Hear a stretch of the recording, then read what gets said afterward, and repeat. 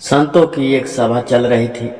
किसी ने एक दिन एक घड़े में गंगा जल भरकर वहां रखवा दिया ताकि संत जन जब प्यास लगे तो गंगा जल पी सके। संतों की इस सभा के बाहर एक व्यक्ति खड़ा था।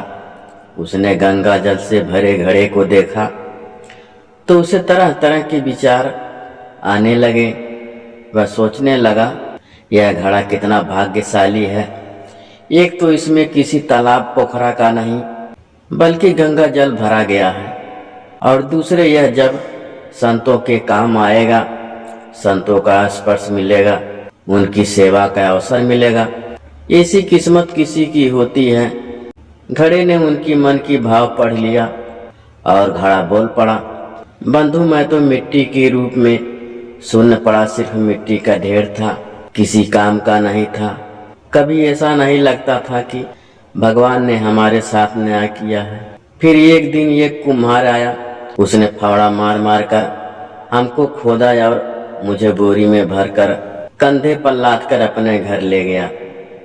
वहां ले जाकर हमको उसने रौदा, फिर पानी डालकर गूंथा, चाक पर चढ़ाकर तेजी से घुमाया, फिर गला काटा, फिर थापी मार मार कर बराबर किया। बात यही नहीं रुकी। उसके बाद आवे के आग में झोंक दिया जलने को। इतने कष्ट सहकर बाहर निकला तो गधे पर लाद कर उसने मुझको बाजार भेजने के लिए लाया गया। वहां भी लोग मुझे ठोक ठोक करके देख रहे थे कि ठीक है कि नहीं।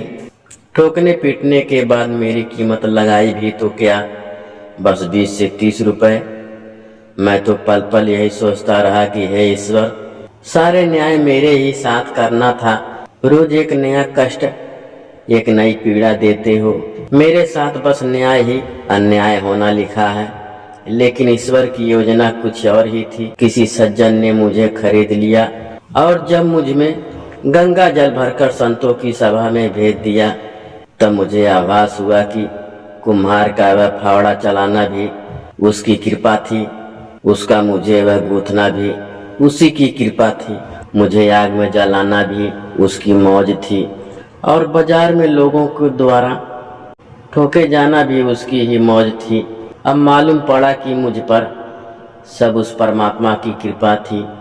दरअसल बुरी परिस्थितियां हमें इतनी विचलित कर देती है कि हम उस परमात्मा के अस्तित्व पर भी प्रश्न उठाने लगते हैं और खुद को कोसने लगते हैं। क्यों हम सब में शक्ति नहीं होती उसकी लीला समझने की। कई बार हमारे साथ भी ऐसा होता है।